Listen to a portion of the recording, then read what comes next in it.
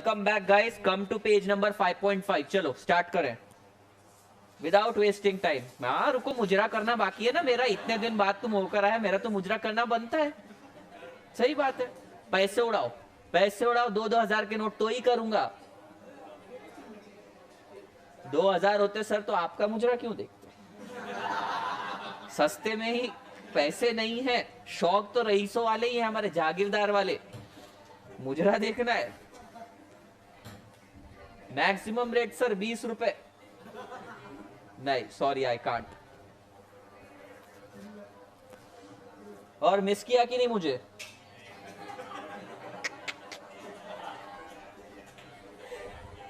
नर्क ही तुम्हारे लिए बना है। नेक्स्ट क्लास अपनी नर्क में ही लगने वाली है।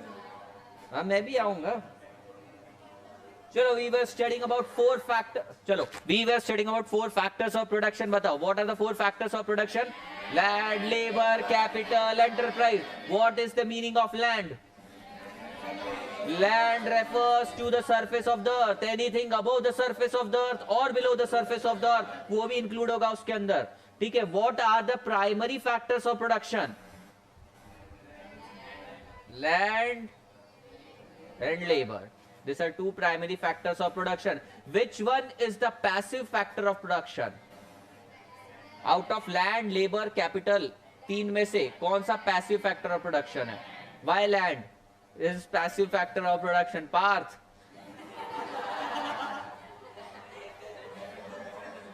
Same example। भावना पोछले। समझ गए हम। सबको समझ में आ गया होगा क्यों land passive factor of production है। Which factor is geographically immobile? Land। And which factors are geographically mobile? Capital, labor।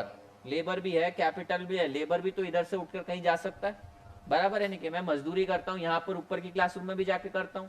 I am mobile. जमीन थोड़ी हिलती है, स्टेज थोड़ी जाता है यहां से उठ के, जाता है। शाबाश। ऐसे मैंने ऐसे तालियां बजाने के लिए 2 बस 2 पे ही रुकने का। Now we were studying about Mukesh भैया। ये मुकेश, इस आदमी को जानते हो तुम? इसकी एक आईपीएल टीम भी है। इसने जियो दिखा दिखा के, जियो दे देकर देश को बिगाड़ा है। उसके बाद में इसने कुछ चीजें बैन भी कर दी और देश को सुधारा है। ये साइड को ज्यादा पता है। इनका दुख मुझसे देखा नहीं जा रहा, इसलिए I am continuing with the topic features. इसको अपने को समझना है कि आदमी है कैसा, कौन है ये आदमी। वैसे इसके बेटे को देखा है? तुमने देखा है? तुम लोगों ने देखा है इसके बेटे को? अच्छा, क्या नाम है उसके बेटे का? एक है क्या? 2 है ना? क्या इसकी बेटी को तुमने देखा है? यही उम्मीद थी तुमसे।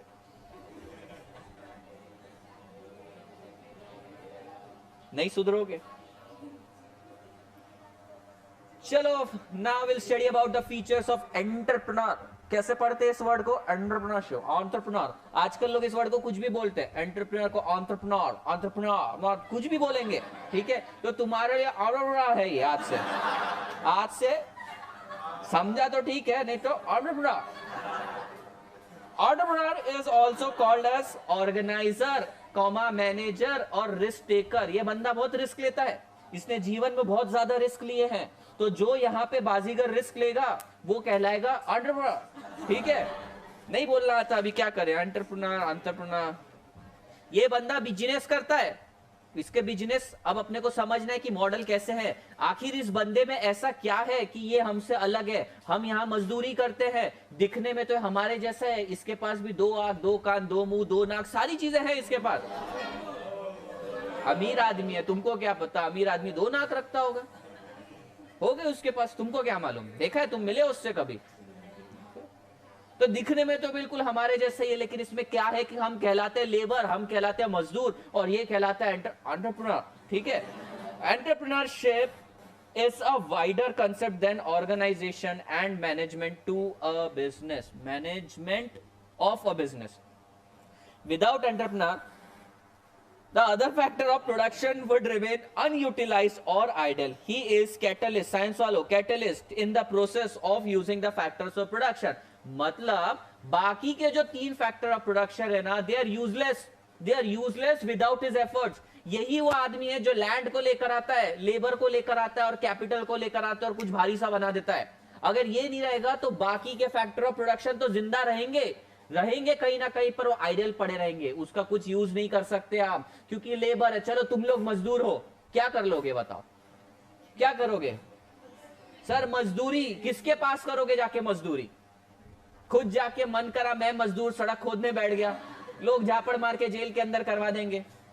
मन करा सर पाइपलाइन ठीक कर देता हूं, रास्ता खोद दिया तुम लोगों ने। इंडिया में तो बहुत चलता है, देखा होगा तुमने। लैंड है तुम्हारे पास, लैंड अपने आप थोड़ी कुछ करता है जाके, क्यों पार्थ? लैंड के पास वो एबिलिटी है ही नहीं जो खुद जाकर कुछ कर ले। कैपिटल जेसीबी थोड़ी जाके खुद की खुदाई करना चालू कर देता है। जेसीबी की खुदाई चालू है, मालूम है क्या? कितने वेल्ले लोग तुम मेरे जैसे, तुमने भी यूट्यूब पर वो वीडियो देखकर व्यूज बढ़ाए, मीम्स बहुत सारे बन रहे हैं उसके ऊपर। तो वो कैपिटल पड़ा हुआ है, वो खुद जाके खोद नहीं सकता, उसमें भी एक आदमी बैठा था, और वो जो आदमी बैठा था वो कौन था? लेबर था, एंटरप्रेन्योर था, लेबर था। उसको किसने आदेश दिया कि उसके मन में आया गड्ढा खोद दिया? तुम्हारे घर पे क्यों नहीं खुदाई करते कोई लोग जाके? क्यों नहीं करते? क्योंकि लेबर के पास दिमाग नहीं है, उसके पास ऑर्गेनाइजेशन स्किल नहीं है, उसके पास मैनेजमेंट वाली स्किल नहीं है। समझ में आया? तो ये बंदा है बाकी के फैक्टर ऑफ प्रोडक्शन को इकट्ठा करके कुछ ना कुछ प्रोडक्टिव प्रोड्यूस करता है। समझ में आया?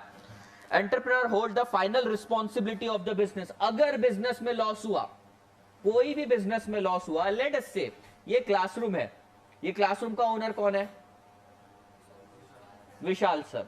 अगर ये क्लासरूम को कुछ हो जाता है तो कौन रिस्पॉन्सिबल है उसके लिए?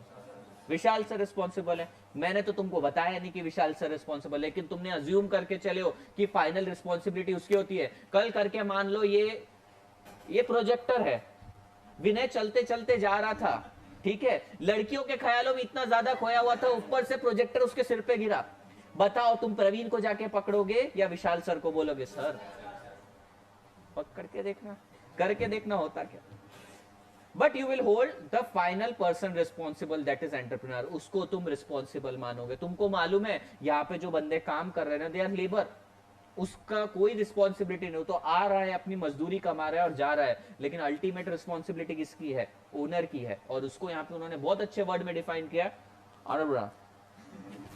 Enterprise function gives direction to the usages of other factors of production. ये लाइन मैंने ऑलरेडी क्लियर कर रखी है। वो देता है डायरेक्शन कि किस तरीके से, किस मात्रा में यूज करना, मात्रा किस प्रपोर्शन में यूज करना। पता चला तुमको बनाना है एक छोटा सा महल,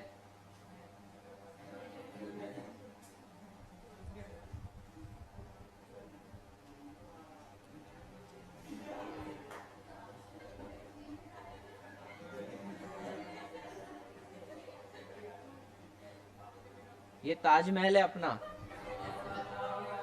रुको, कमल भी खिलेगा क्योंकि देश में कमल खिल चुका है। ये है अपना ताजमहल। ये ताजमहल के लिए ना मैं हूं एंटरप्रेन्योर, क्योंकि ऐसे ताजमहल की उम्मीद तुमसे मुझसे ही कर सकते हो। ये ताजमहल बनाने के लिए मैं ले आया एक बोरी। बोरी क्या होता है सर? कट्टा। कट्टा समझता क्या? अरे वो सीमेंट की बोरी लेकर आया और ले आया 5000 लेबर, और मेरे को ताजमहल बनाना है। बनेगा क्या? क्या करना पड़ेगा? क्या गलती हो गई मुझसे? मेरे पास दिमाग भी है, देखो बल्ब जल रहा है मेरे सिर के ऊपर, मेरे पास दिमाग भी है, फिर भी एक बोरी सीमेंट और 5000 लेबर में मैं क्यों नहीं बना पाया? सर आपने फैक्टर्स ऑफ प्रोडक्शन को ना बराबरी से यूज नहीं किया। यहां पर एक बोरी सीमेंट में थोड़ी बनेगा, बराबर 5000 लेबर क्या करेंगे? हवन करेंगे। Entrepreneurship gets its reward only after all factor of production have been rewarded after rent, wages and interest. तुम एक बिजनेस चालू करने वाले हो, है क्या किसी के मन में कोई बिजनेस चालू करने का? पॉलिटिक्स में कौन जा रहा है? हाँ, तेरा उस दिन का बिजनेस कौन सा था? पॉलिटिक्स में कौन जाना चाहता है वैसे? पाटिल। पाटिल साहेब, पॉलिटिक्स मध्ये कुठली पार्टी? बीजेपी ना? सही आहे. तुम्हाला 4 सीट भेटले फक्त. मोजत बसा बीजेपीला किती भेटले. 350 क्रॉस की एनडीए ने. मग 4 सीट शिरूर, सातारा, बारामती आणि रायगड, रत्नागिरी या रायगड काही खातो. रत्नागिरी 4 सीट भेटलं तुम्हाला बीजेपी. ओके. किसी ने बिझनेस चालू करना है? पाटीलला सोडा. पप्पू कुठला बिझनेस?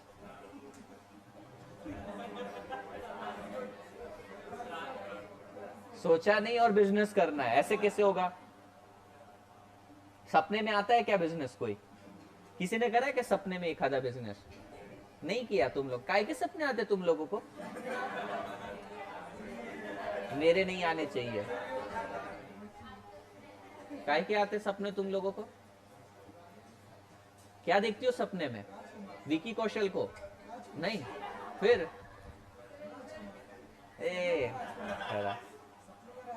सपनों के राजकुमार को देखती हो तुम.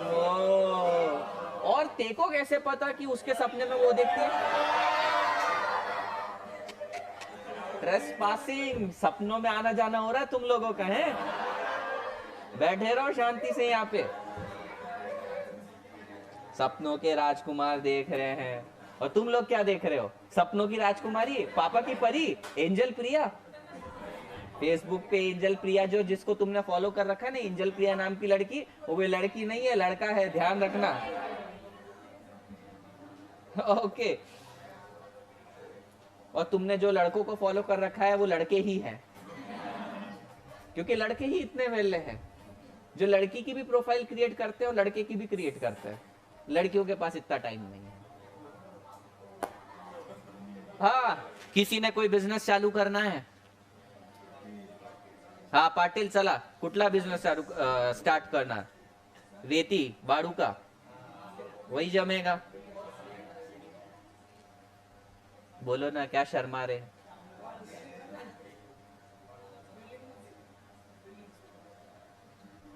हाँ लास्ट बेंच. कौन सा बिजनेस चालू करने वाली हो? नहीं करने वाले? करो आज. बताओ अगर करना पड़ा तो कौन सा करोगी? जेसीबी. जेसीबी का बिजनेस खोल दिया. Now today I will draw JCB also. चुप करो.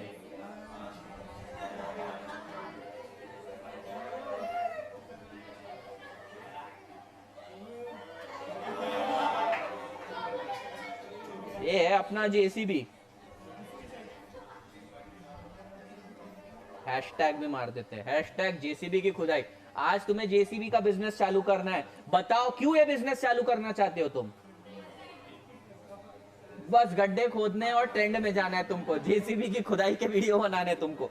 नहीं सीरियसली, क्यों अगर ये बिजनेस चालू करना है जेसीबी का तो? अच्छा क्या करते हैं जेसीबी वाले? सिर्फ गड्ढे खोद के चले जाते हैं. काम ही उनका वही है.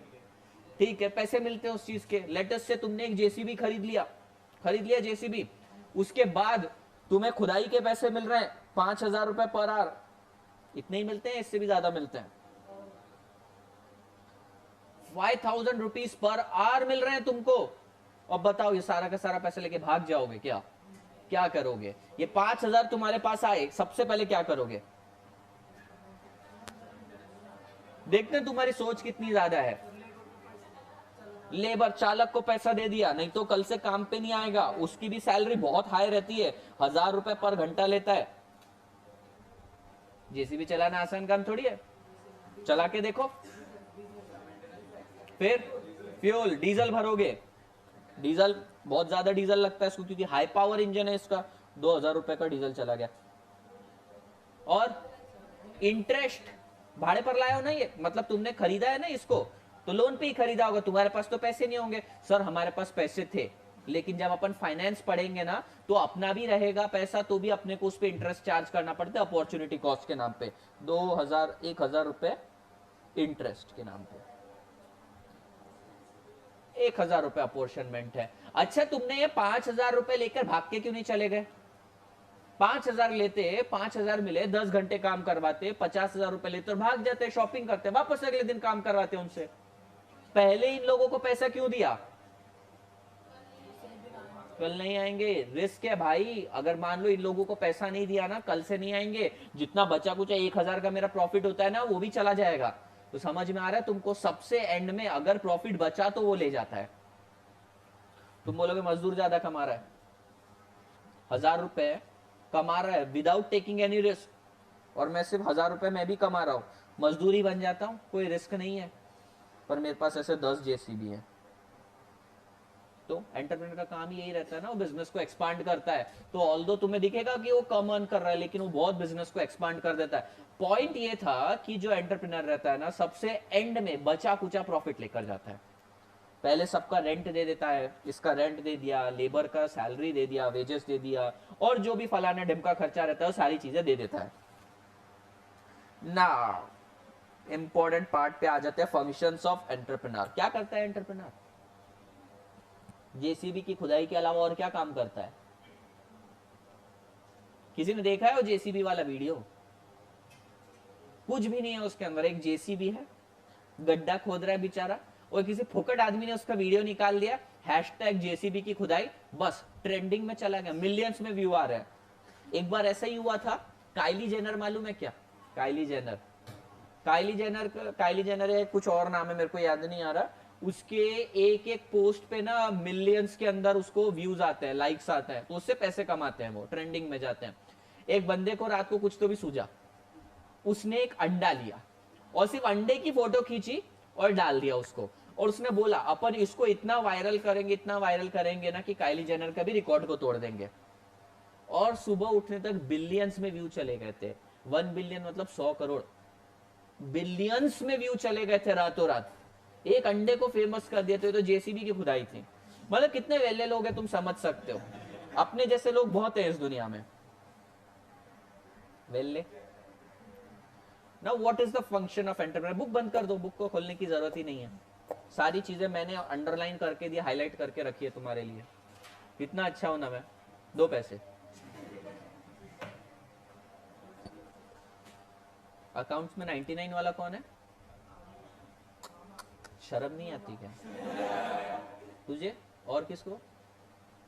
और बस एक ही को आएंगे 99?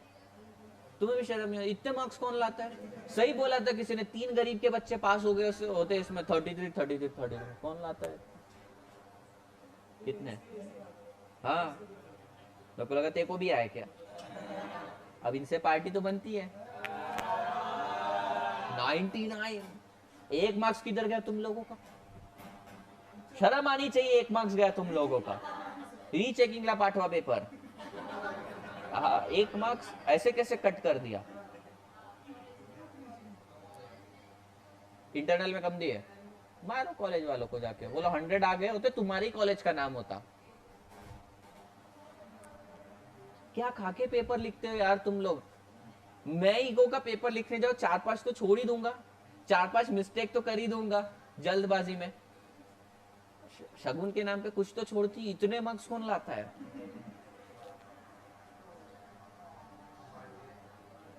मैं बताना तुम लोगों का। Now we are going to study about the function of entrepreneur. Entrepreneur के फंक्शंस क्या रहते हैं, मतलब वो करता क्या है बेसिकली, वो रिस्क ले रहा है, ये सारी चीजें तो अपन बोल रहे हैं। लेकिन अगर एक सिस्टमैटिक फॉर्म में अपने को समझना है कि भाई ये करता क्या है, तो उसके फंक्शंस 3 पार्ट में डिवाइड होते हैं। एक है I stands for initiating, R stands for risk taking, और दूसरा I stands for innovation। 3 function है भाई इसके। सारे जितनी भी एक्टिविटीज करता है ना इकोनॉमिक्स में, उसको 3 फंक्शंस में अपन ने डिवाइड कर दिया। इस पे एमसीक्यू आ सकता है, what are the 3 functions, what are the functions of entrepreneur. तो पहला फंक्शन है initiating the business. Initiating the business का मतलब क्या होता है? एक बिजनेस को स्टार्ट करना, इनिशिएट करना। रिस्क टेकिंग का मतलब क्या होता है? एक बिजनेस के चलते टाइम पे जो भी रिस्क और अनसर्टेनिटीज आएगी, ये मैनेज करेगा बंदा। अगर यहाँ पूरी क्लासेस चल रही है यहाँ पे, let us say if we talk about V Smart Academy, V Smart Academy में अगर कोई भी कुछ भी प्रॉब्लम होता है तो होल एंड सोल एक पर्सन को रिस्पॉन्सिबल पकड़ा जाता है। कौन? विशाल सर। लेटर से कुछ भी अगर यहाँ पे होता है, अच्छा होता है, बुरा होता है, उस केस में विशाल सर का नाम आएगा। क्यों? क्योंकि he is the entrepreneur, he is taking the risk. समझ में आया? इको के लेक्चर में अगर कुछ होता है तो किसको तंग करोगे तुम? मुझको तो, मैं भी एक छोटा सा एंटरप्रेन्योर ही हूं ना। मजदूर में मत डाल देना मुझको, बहुत हर्ट होगा। फीस भरोगे तो पैसा आएगा मेरे घर पे, रोटी मिलेगी मेरे को। मम्मी ने भी बोल दिया कि पैसा ला तभी घर में एंट्री मिलेगी। रेलवे स्टेशन पे वो सोता हूं मैं रात को, तुमको मालूम नहीं क्या? देखा नहीं तुम लोगों ने मुझे? हाँ, लड़कों के साथ नहीं, किसी के साथ नहीं रहना मेरे को।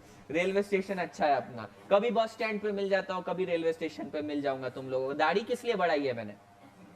लगना चाहिए ना वहां पे रेलवे स्टेशन वाला मटेरियल। तो पैसे भरोगे तो मेरे घर पे रोटी आए, मतलब मुझको रोटी मिलेगी।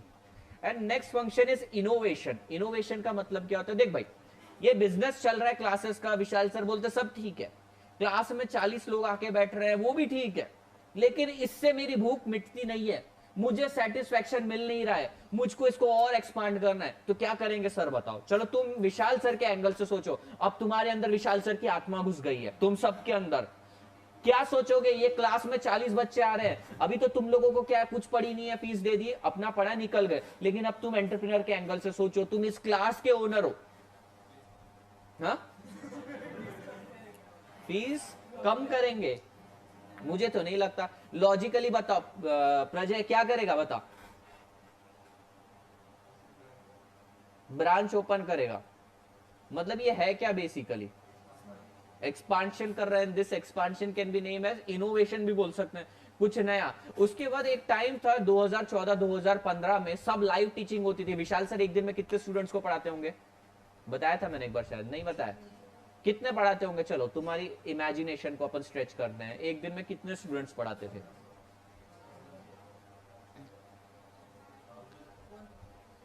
बताओ सर, कितने? 500, 600, 2800 एक दिन में? एक दिन में 2800, 700, 700, 700, 700 की 4 बैच फाइनल के। अभी कितने पढ़ाते हैं साल में? 12,000। 2800 से 12,000 पे चले गए, पर अब सब वर्चुअल चले गए ना। क्लासरूम देखोगे तुम, फाइनल का 1-2 बच्चे तुमको यहाँ पे मिलेंगे, मेनली मिलते तुम्हें इंटर या फाउंडेशन के।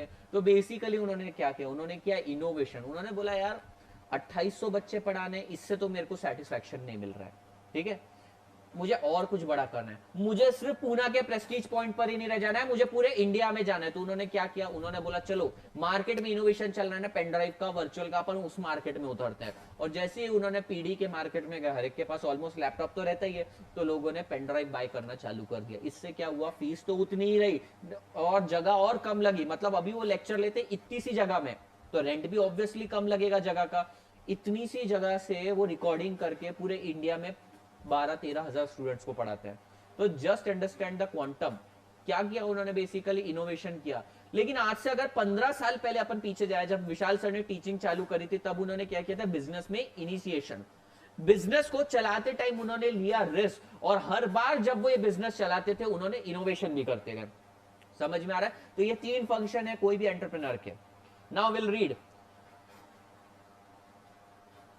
मत खोलो बुक, बोर्ड पे दिख जाएगा। Function of entrepreneur, initiating and running the business. दिख रहा है क्या तुम लोगों को? लास्ट बेंच तक दिख रहा है क्या? Entrepreneur has to collect the other factors of production and bring coordination among them. He has to pay fixed contractual remuneration to other factors of production. Fixed contractual remuneration? What is the meaning of fixed contractual remuneration? Sonakshi, what is the meaning of fixed contractual remuneration? ये पूछा प्रेरणा।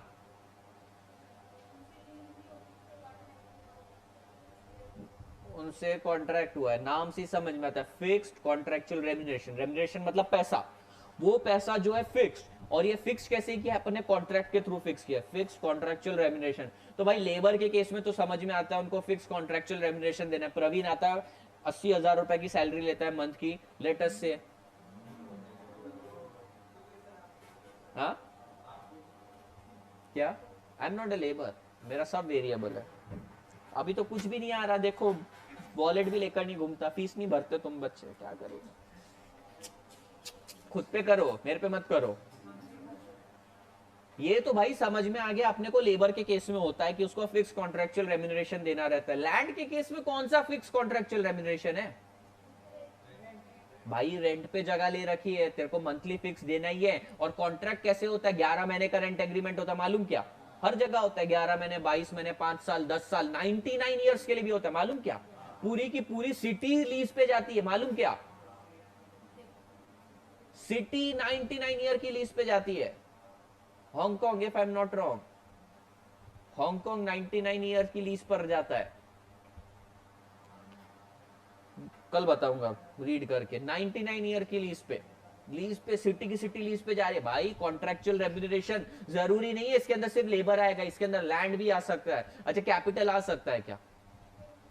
Capital आ सकता है क्या fixed contractual remuneration में? कैसे? तुमने बोरो किया होगा कैपिटल खरीदने के लिए, पैसा बोरो किया होगा, अब इंस्टॉलमेंट पे करनी है। बाइक खरीदी होगी कभी इंस्टॉलमेंट पे, बाइक भी तो एक कैपिटल एसेट ही है, बराबर है? तो उसके लिए तुम्हें फिक्स्ड इंस्टॉलमेंट पे करनी पड़ती है। तो बेसिकली फिक्स कॉन्ट्रेक्चुअल रेम्यूनरेशन है ना, तो एंटरप्रेन्योर का काम ही यही है कि बिजनेस चालू करने का और सबको फिक्स कॉन्ट्रेक्चुअल रेम्यूनरेशन देना चाहिए। सरप्लस इफ एनी, ये वर्ड बहुत इंपॉर्टेंट है। Surplus if any, surplus comma if any, इसका मतलब क्या है? सरप्लस बचा तो after meeting all fixed and variable cost, ये जाएगा इस बेचारे बंदे को। अगर बचा तो, नहीं बचा तो नहीं जाएगा। क्या बिजनेस में कभी लॉस होता है क्या? अरे होता है सर। अगर लॉस होता नहीं तो कोई लेबर नहीं बनता, हर कोई बिजनेस करता। तुम लोग क्यों बिजनेस स्टार्ट नहीं करना चाहते? तुम्हें मालूम है बिजनेस में प्रॉफिट होता है, पर यह भी मालूम है बिजनेस में लॉस भी हो सकता है। Reward for an entrepreneur is not fixed. क्या बोल रहे हैं ये? Reward is not fixed. कमाएगा तो बहुत कमाएगा, नहीं कमाएगा तो नहीं भी कमाएगा, कुछ फिक्स नहीं है। इस महीने ज्यादा कमा लिया, नेक्स्ट महीने कम कमा लिया, कुछ भी हो सकता है। ही में अर्न प्रॉफिट और समटाइम इनकर लॉस। बकवास लाइन लिखिए। रिस्क बेयरिंग, रिस्क बेयरिंग म्हणजे रिस्क लेना। फाइनल रिस्पॉन्सिबिलिटी फॉर सक्सेस और survival of business lies with the entrepreneur. General line है, कुछ एक्सप्लेन करने का है क्या इसके अंदर? फाइनल सक्सेस भी इसको मिल रहे हैं, जो इंपॉर्टेंट पॉइंट है सिर्फ वही एक्सप्लेन करेंगे। In a dynamic economy there are constraint in demand for a commodity, cost structure, taste, fashion of a consumer, government, industrial, taxation and economic policy, credit availability and the rate of interest. क्या बोल रहे हैं? ये बोल रहे हैं कि एक डायनामिक इकोनॉमी, डायनामिक मतलब क्या? चेंजिंग।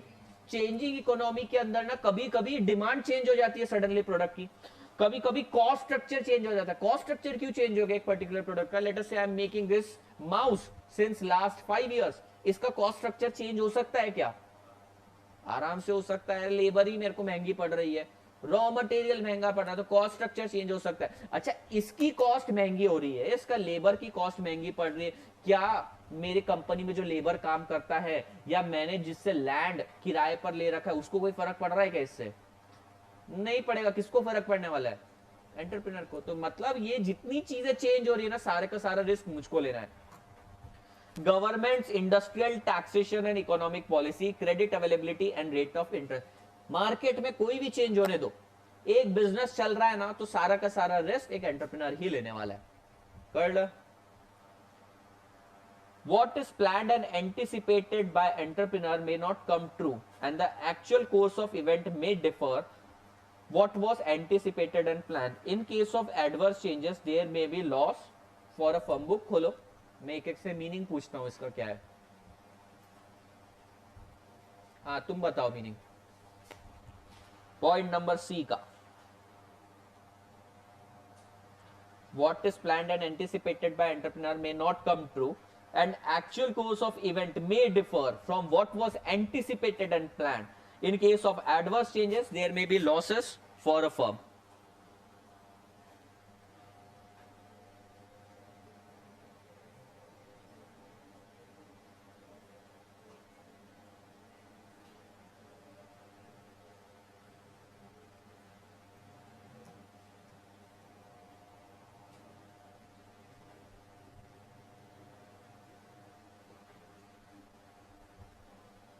बोला, मराठीत पण बोला, चालेल मला, बोला।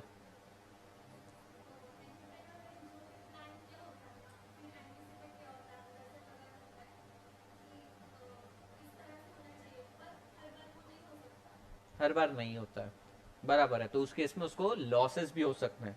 देखो एंटरप्रेन्योर को मालूम है भाई बिजनेस में लॉसेस तो हो सकते हैं, पर वो फिर भी प्लान बनाता है आगे चल के, और वो प्लान बनाता है ना, उसको तो लगता है भाई हिट होने ही वाला है ये प्लान। अगर उसको लगेगा प्लान फेल होने वाला है तो काय को लगाएगा उसमें पैसा। अगर उसको लगता है कि ये प्लान हिट होने वाला है, मैं प्रॉफिट कमाऊंगा, तो उसमें पैसा लगाता है, पर फिर भी लॉस हो सकता है। यही तो बिजनेस है, यही तो रिस्क है। Entrepreneur has to access and bear different risks, financial risk, technological risk. This task cannot be insured. This task cannot be insured, and are also called uncertainties. Atharva meaning क्या है पॉइंट डी का?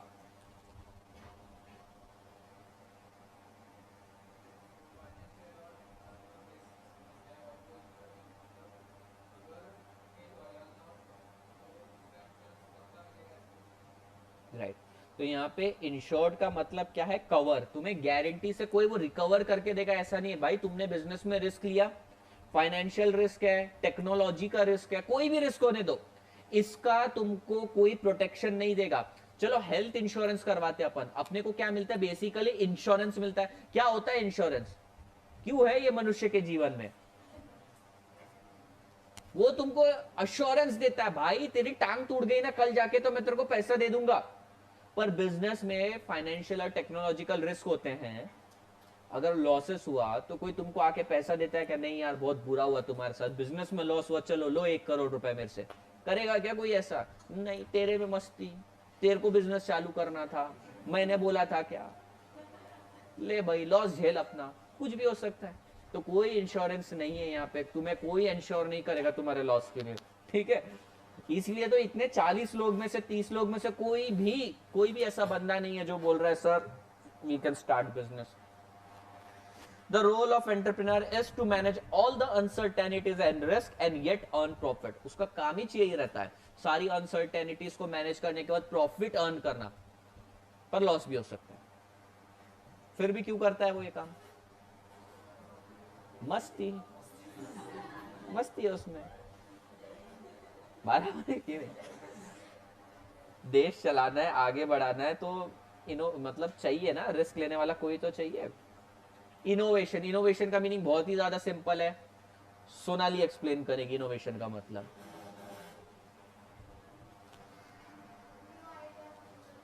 काय को लाने के new idea? पहले तो मस्ती करी, फिर ग्रैंड मस्ती करने की, डबल मस्ती नहीं चलती है ना? क्यों लेकिन इनोवेशन करने का? जरूरी नहीं है ट्रेंड के हिसाब से जाना पड़ता है। क्यों? एक बात बताओ, यहां पर एक और 2-3 अकेडमीज हैं, वो क्यों नहीं ट्रेंड के हिसाब से जा रही और पीढ़ी के अंदर आ रही हैं? It's all about our appetite, our risk appetite. हम कितना ज्यादा ग्रो करना चाहते हैं आगे चल के। अच्छा, रतन टाटा इतने सारे ब्रांड्स उसने ओपन कर रखे हैं, अंबानी इतना ज्यादा प्रोग्रेस कर रहा है, और दूसरी भी तो आदित्य बिरला की कंपनी है टेलीकॉम के अंदर आइडिया, वो क्यों नहीं इतना इनोवेशन करती है? वो तो ट्रेंड के साथ नहीं जा रही। विजन, किसका विजन क्या है उस पर डिपेंड करता है। नहीं, लॉस तो होना ही है, लॉस के डर से आगे बढ़ रहे हैं, आगे नहीं बढ़ रहे, ये रीजन है, विजन की बात है।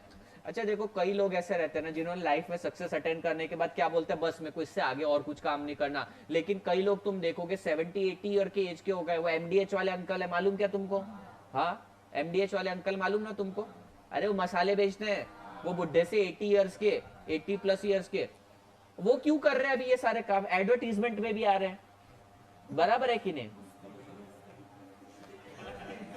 वो तो अपन ने नाम दिया है। क्यों कर रहे हैं? बेसिकली उनका विजन है, उनकी रिस्क एपेटाइट है, उनको इनोवेशन लेना है। दूसरा वो गोल्डी मसाले वाला कुछ नहीं कर रहा। क्यों नहीं कर रहा? पहले तो नाम अच्छा नहीं चूज किया, गोल्डी मसाले, सब्जी में डालने का मन नहीं करता। तो सबका इनोवेशन मतलब क्या है, विजन पे डिपेंड करता है। क्यों इनोवेशन कर रहा है भाई? काम है, वो तो बोला है अपन ने, एंटरप्रेन्योर का काम ही है इनोवेशन। फिर भी हर कोई क्यों नहीं करता? क्योंकि उनका विजन नहीं रहता इतना। The entrepreneur is to introduce and bring about innovation on a continuous basis. Since the entrepreneur seeks to maximize the profit, he will innovate so as to find better product. Method of production to overcome the effect of competition and emerge as a leader. Last word में उसका meaning छुपा है, उसको ना एक market leader की तरह उसका विजन होना चाहिए इतना बड़ा। बराबर है, सबको पढ़ना है यहाँ पे, फाउंडेशन क्लियर करना है, ये तो भाई सबको क्लियर है, लेकिन रैंक वाला रैंक कैसे ले आता है? क्योंकि उसका विजन रहता है। सबको पढ़ना है ये तो फिक्स है, बराबर है कि नहीं? फिर भी कुछ लोग लीडर की तरह क्यों इमर्ज करके आते हैं? उनका विजन रहता है बहुत ज्यादा। तो ट्रेंड के हिसाब से कुछ लोग रैंक ला रहे हैं, तो ट्रेंड के हिसाब से तुम लोग रैंक के लिए क्यों नहीं प्रिपेयर कर रहे? ट्रेंड ट्रेंड पे आ रहे हैं ना अपन, क्यों अपन ट्रेंड के हिसाब से नहीं जा रहे?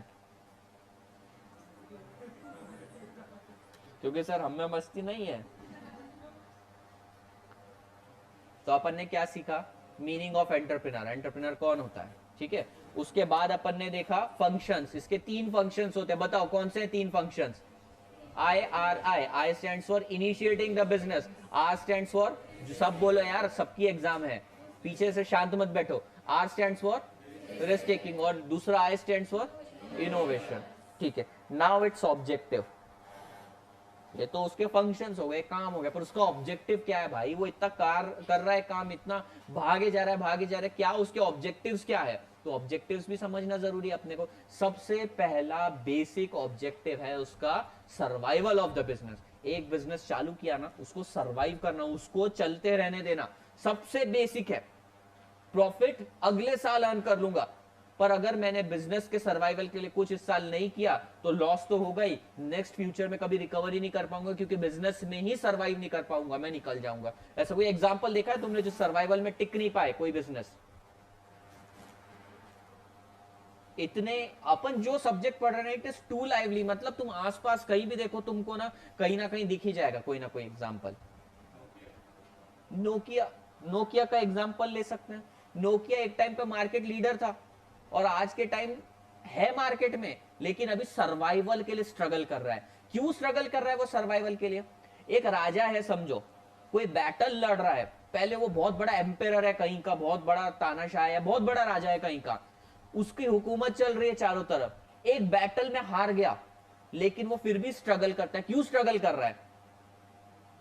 क्योंकि उसको मालूम है वापस से इमर्ज करेगा और वापस से रूल करेगा। उसी तरीके से मार्केट में सर्वाइवल इसीलिए जरूरी है। भाई मैं आज मार्केट में नहीं टिक पा रहा, मानता हूं, लेकिन मैं अभी सिर्फ सर्वाइव कर लूंगा, आगे जाके मैं मार्केट को तोड़ूंगा। यही है उसका काम। मतलब बेसिक क्या है? आज अगर मान लो तुम्हारा बिजनेस डूब रहा है, नोकिया डूब रहा है तुम्हारा, लेटेस्ट से नोकिया डूब रहा है बुरी तरीके से, अभी उसको प्रॉफिट अर्न करना चाहिए इस साल या उसने बिजनेस को सर्वाइव करना चाहिए? तुम ही बताओ, तुम्हारा बिजनेस है कोई, तुम हो नोकिया के ओनर। सर नोकिया के ओनर हम खुद नहीं खरीद देंगे, नोकिया इतना खराब हो गया, लेकिन वो स्ट्रगल कर रहा है सर्वाइवल के लिए। एटलीस्ट लॉसेस हो रहे हैं उसके अंदर, मालूम है तुम लोगों को नोकिया में भयंकर लॉसेस हो रहे हैं, लेकिन वो सर्वाइव करेगा।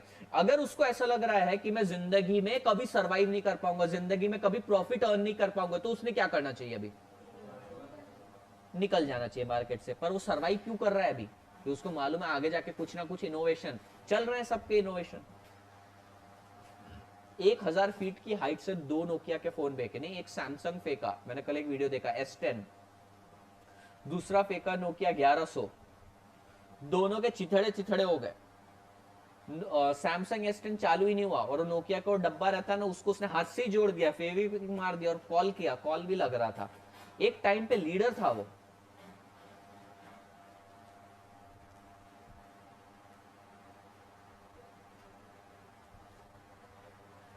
बोलते ना घायल शेर की दहाड़ भौंकते हुए कुत्ते से भी ज्यादा खतरनाक रहती है। तो वो घायल शेर है, लाएगा मार्केट में किसी ने। सैमसंग इनोवेशन करते जा रहा है, फोल्डिंग वाला फोन लाया था, मालूम क्या? फेल हो गया, स्क्रीन ही बेंड हो जाती है उसकी, क्रैक ही हो जाती है। तो हर कोई इनोवेशन कर रहा है, लेकिन अब ये मार्केट लीडर बन चुके हैं। सैमसंग मालूम है, he is a market leader, मतलब टॉप 3 कंपनीज में तो आ ही रहे हैं, टॉप 5 पकड़ लेते हैं। नोकिया का कहीं भी नाम नहीं है। खरीदेगा क्या तू नोकिया? हाँ कौन सा वाला? कौन सा है 4.1? मतलब कर रहा है, कुछ ना कुछ कर रहा है, तू खरीदेगा क्या नोकिया? क्या है? 5 कैमरे का क्या करना है? क्या कर रहे हैं फोटो का? अच्छा देख भाई, फोन खरीदना है ना, ओप्पो और वीवो का खरीद ले, कुछ भी करके वो गोरा बना देते हैं। मतलब तू अफ्रीकन को भी डालेगा ना, अमेरिकन बन के निकलता है उन फोटो से। कैमरे का, कैमरे के लिए जो लोग फोन खरीदते हैं मेरे को समझ में ही नहीं आता क्या करने का है, बोर हो जाते हैं अपन। प्रोसेसर, आप प्रोसेसर समझ सकते हैं, पबजी खेलना होता है ना। Survival, first thing is survival and it is considered as organic objective. Organic और बात मत करो, organic objective means basic objective जो है उसके। Survival, to stay alive in competition and to ensure the continuance of business activity. समझ में आ रहा है ये line? To stay alive in the competition and to ensure continuance of business activity. To produce and distribute product or services at a price which enable it to recover its cost। पढ़ दिया मैंने वो line, कितना difficult है उसको पढ़ना, देखो पढ़ के।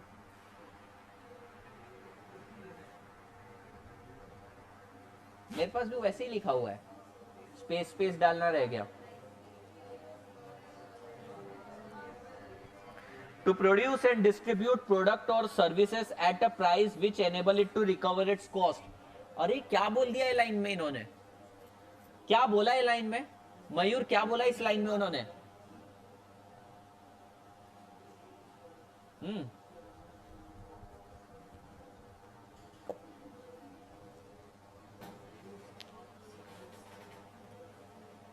क्या बोल रहे हैं इस लाइन में?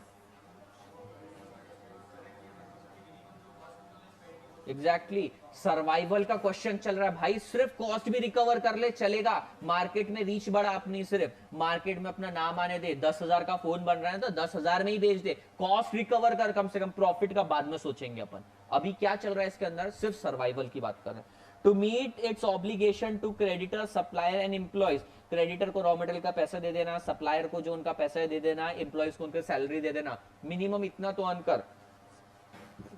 ये सबसे गंदी चीज, टू अवॉइड बैंकरप्सी। बैंकरप्ट नहीं होना है भाई, इंसॉल्वेंट नहीं डिक्लेयर करना है खुद को।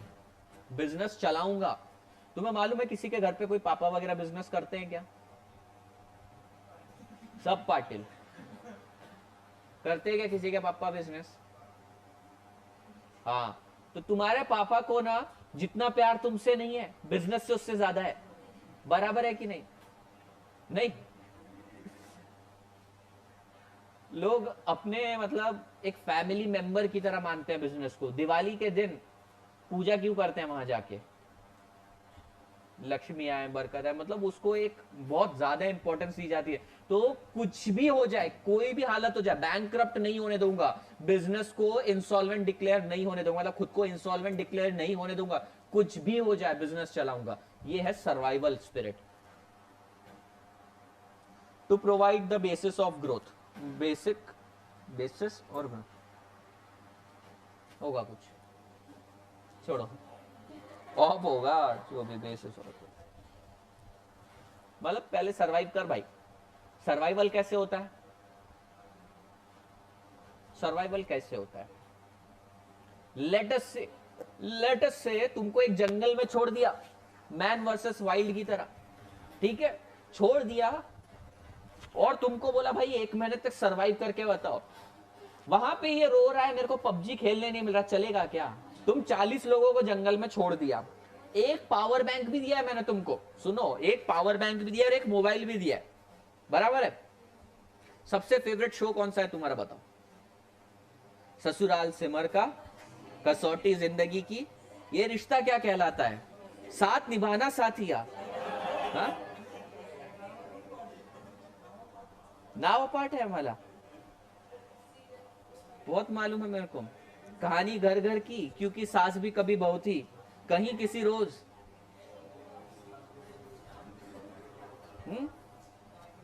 नागिन, नागिन पार्ट 3, पोस्टर देखा नया नागिन का? एवेंजर्स की तरह बनाया, एवेंजर्स की तरह नागिन। तुम देखो, मैं तो आत्महत्या कर ही ली थी उसी दिन, साइनाइड की बोतल बस पी ली थी मैंने, मेरे घर वालों ने मुझे बचा लिया। एवेंजर्स का पोस्टर की तरह नागिन का बनाया उन्होंने, इधर थैनोस है, उधर उन्होंने सांप दिखाया उनका। हाँ, तो कौन सा है तुम्हारा फेवरेट सीरियल, बताओ तुम्हारा कौन सा है?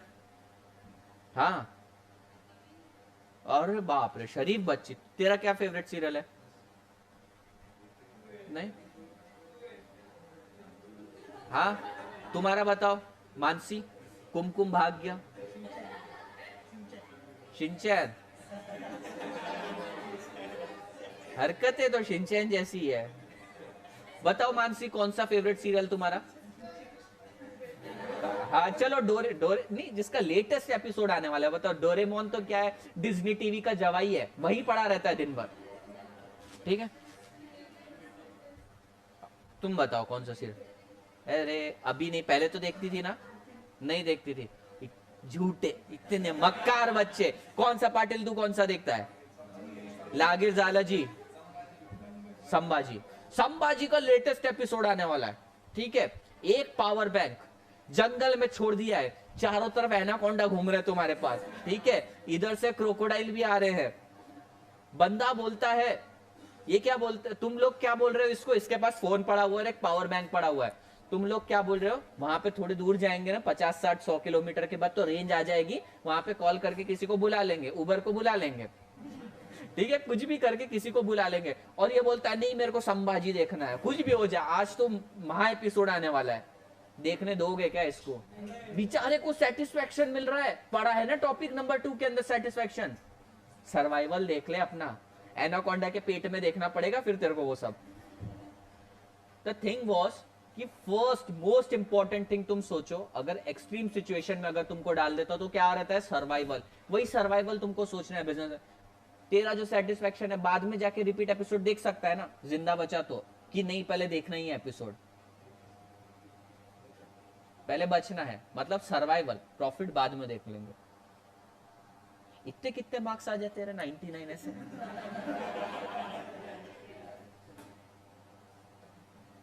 और बाकी क्या चल रहा है जिंदगी में, बताया नहीं तुम लोगों ने। चलने दो, रिकॉर्डिंग चलने दो। अब मैंने बोला ना 5 दिन तुम लोगों ने मेरे को याद नहीं किया, मैं बदल गया।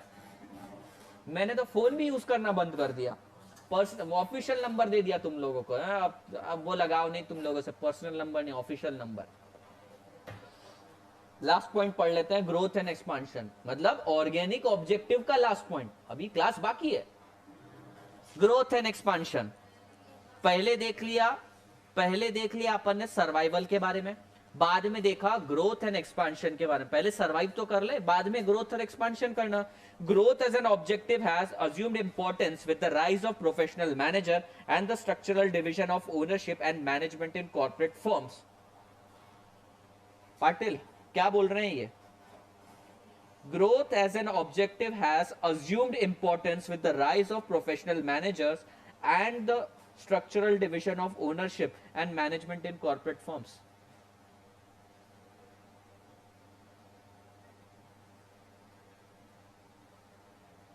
रुचा, क्या है इसका मीनिंग?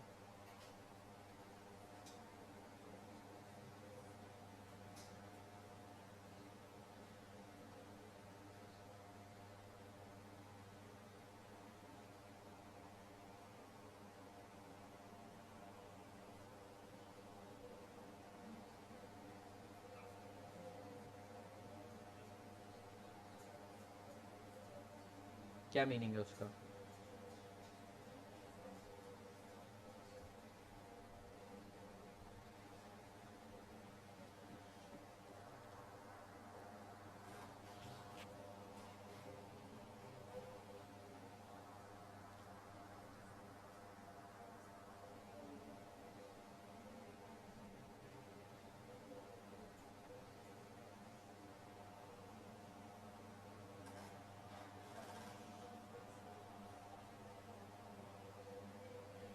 मीनल,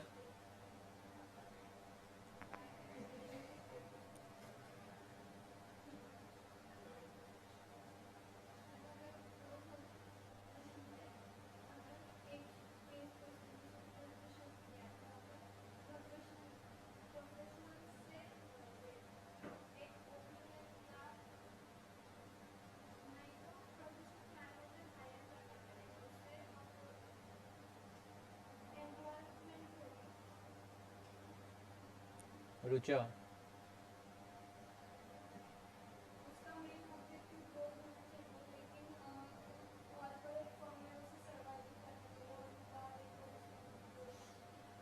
प्रोफेशनली। ऋतिक,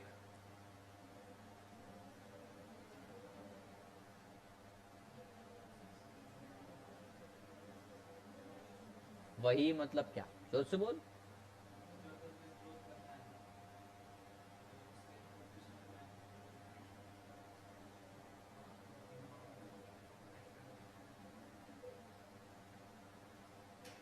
पटेल,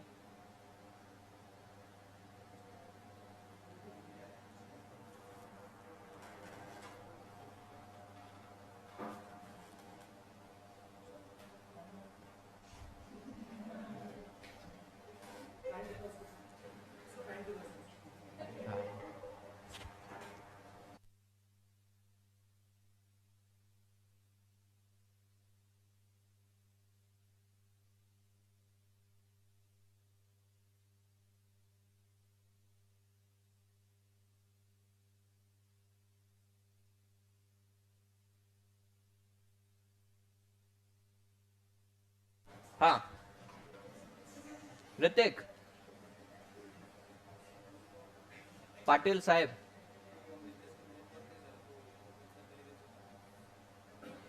देखो इसका मीनिंग ये है, जो अभी एमएनसी कल्चर डेवलप हो रहा है उसके अंदर ना प्रोफेशनलिज्म, प्रोफेशनल मैनेजर्स को हायर करते हैं and we hold them responsible. मतलब क्या कि अपन एक, अगर मान लो बिजनेस को एक्सपांड करना है, अभी अपन कौन सा पॉइंट पढ़ रहे हैं, ग्रोथ के बारे में पढ़ रहे हैं, ग्रोथ एंड एक्सपांशन के बारे में। तो ग्रोथ एंड एक्सपांशन आज के टाइम होती कैसे है, basically we hire professional manager. चलो एक बात बताओ, तुम्हारा बिजनेस बहुत अच्छे से चल रहा है, एक बहुत मल्टीनेशनल ब्रांड बना लिया है, तुम मेरे जैसे आदमी को हायर करोगे या किसी प्रोफेशनल को हायर करोगे? बोला ना मैंने, मैं दुश्मन बाहर ढूंढता ही नहीं हूं, मतलब सगे तो हो ही नहीं तुम लोग मेरे। दैट मीन्स तुम एक प्रोफेशनल को हायर करोगे और उसको रिस्पॉन्सिबिलिटी दोगे, भाई मेरा बिजनेस बढ़ा के दे। तो तुम्हारा ग्रोथ का मॉडल कैसे टर्न हो गया? अब ग्रोथ का मॉडल किस तरीके से टर्न अप हो गया कि बेसिकली अब प्रोफेशनल मैनेजर्स के हाथ में तुम तुम्हारा बिजनेस दे रहे हो और तुम बोल रहे हो कि अब मेरे बिजनेस को बढ़ाओ। बराबर है ना? कि ट्रेडिशनल मॉडल के हिसाब से जा रहे हो कि फैमिली में से किसी बंदे को बोल दिया, हाँ तू मेरे चाचा का लड़का है, चलते इस बिजनेस में चले जा, बैठ जा वहां पे, एक ब्रांच ओपन कर दे रहे हैं। ऐसे नहीं चलेगा। प्रोफेशनल मैनेजर को रेस करेंगे अपन। मतलब प्रोफेशनल मैनेजर मतलब क्या होता है? जो उस फील्ड में बहुत ही ज्यादा कॉम्पिटेंट रहता है। समझ में? अब पढ़ो वो point. Growth as an objective has assumed its importance with the rise of professional manager and structural division of ownership and management in corporate firm. Latest से मैंने पाटिल को रखा एचआर डिपार्टमेंट में, बहुत बहुत बड़ा नाम है इसका।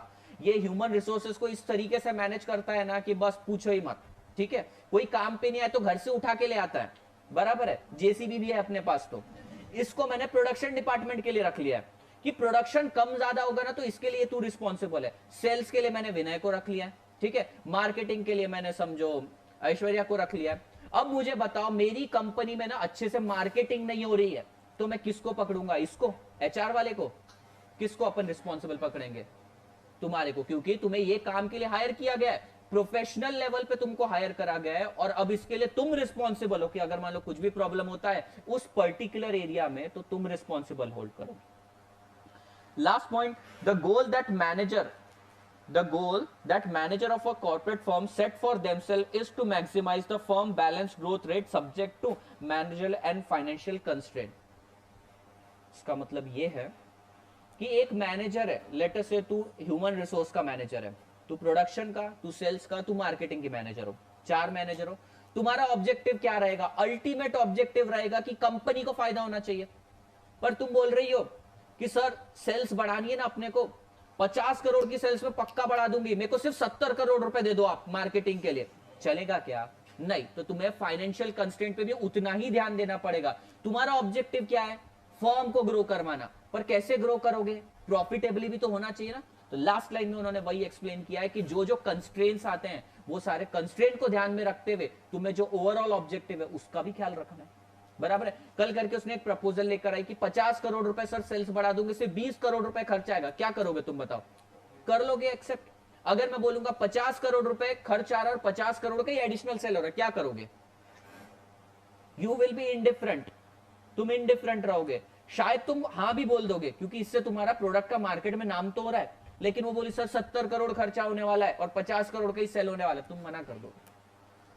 Read last line. The goal that a manager of a corporate firm set for themselves is to maximize the firm's balanced growth growth rate subject to managerial and financial constraints, मतलब जो भी कंस्ट्रेंट मार्केट में रखे जाएंगे उन चीजों को ध्यान में रखते हुए तुम्हें कंपनी का ग्रोथ ऑब्जेक्टिव को फुलफिल करना है। समझ में आया? तो अपन ने क्या पढ़ा इसके अंदर? ऑब्जेक्टिव के अंदर पहला ऑब्जेक्टिव पढ़ा ऑर्गेनिक ऑब्जेक्टिव, जिसके अंदर क्या उनसे दो पार्ट आते हैं। पहला है सर्वाइवल, मतलब बिजनेस को सर्वाइव करना, फिर बाद में ग्रोथ और एक्सपांशन की बात करेंगे। तो ये दो ऑब्जेक्टिव आते हैं, ठीक है, बाकी का कल।